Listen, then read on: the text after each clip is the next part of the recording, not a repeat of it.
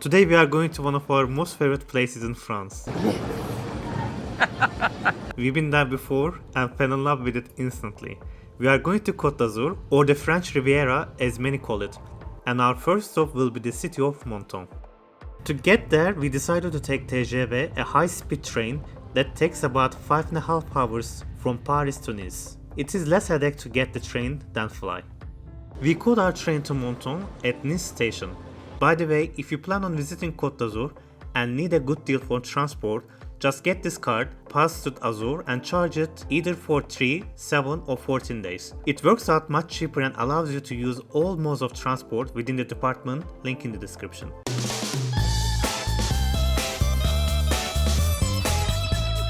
We have planned a little getaway for a few days where we will be exploring the southeast of France, its beautiful towns, and perhaps we'll even pop by the neighbor in Italy. You can see how tall I am next to aloe vera.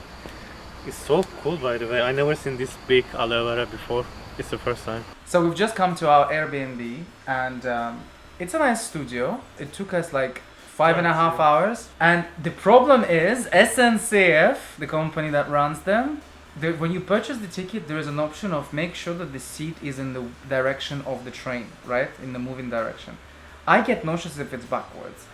I had 4 hours of nausea. I had to walk around the train. I went to the bar, sat down there. Obviously no drinks, nothing like that. But I just wanted to sit down. Barely did half of the work that I planned to do for the trip. Didn't read anything either. And then started jumping from one seat to the other. I changed like 2 seats as long as they were empty. And my goodness. But aside from that, it's so beautiful. Sinan is sitting there with his extremely short shorts.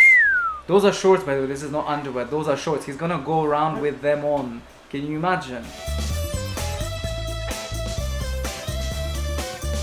A pretty legend is attached to the origin of the city and its symbol, the lemon. Eve, driven out of earthly paradise with Adam, took a golden fruit. Adam, fearing divine anger, asked her to throw this fruit. After crossing mountains, valleys and plains, they saw the Bay of Garavan, which reminded Eve of the sweetness of Eden. She buried the lemon there, and in this place was born a small paradise, Menton. Imagine falling off that staircase. Once you start, you don't stop all the way until the ground.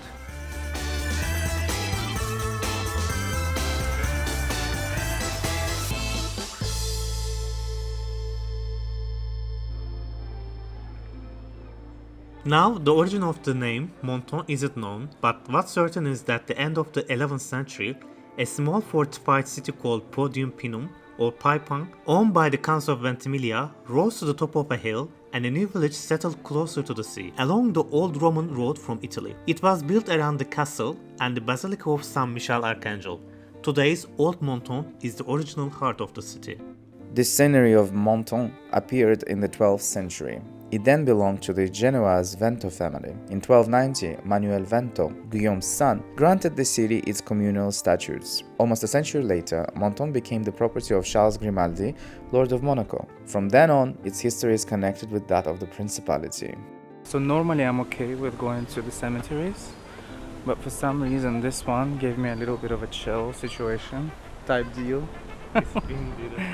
Maybe it's the wind, I don't know, it just felt a little bit. And the thing is, on the floor you've got a lot of small pebbles, so you're walking and you're making so much noise. I kept on thinking, my goodness, I'm really sorry. I was like apologizing to the people who are buried. I was just saying like, sorry for the noise, it's not good. We're going back down.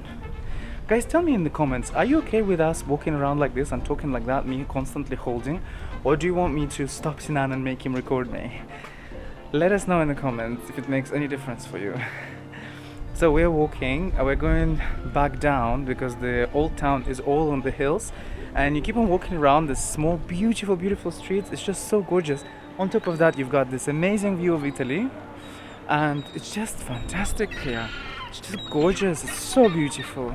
Honore II, one of the princes of Monaco, had the bastion built in 1619 in order to protect the city. In the 18th century, the city had 4,000 inhabitants who lived mainly from fishing and agriculture. In 1848, Menton proclaimed itself a free city under Sardinian protection. It decided to join France in 1860, and Charles III of Monaco abandoned his right to the city under the Emperor Napoleon III.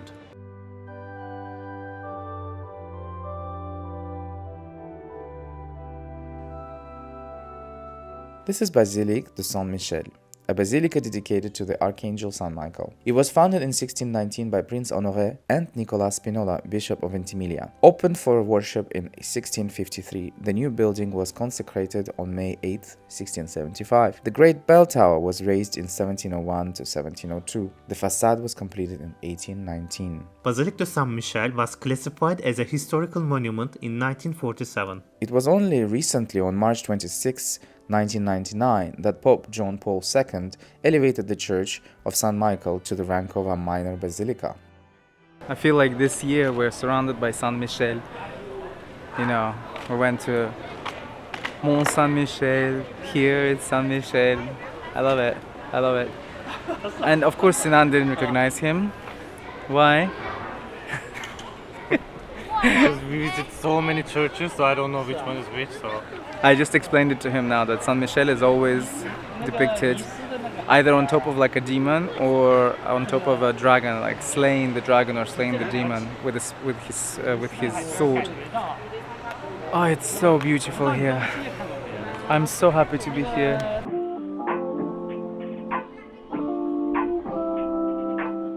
By the late 19th century, Menton benefited from the tourist development of the French Riviera.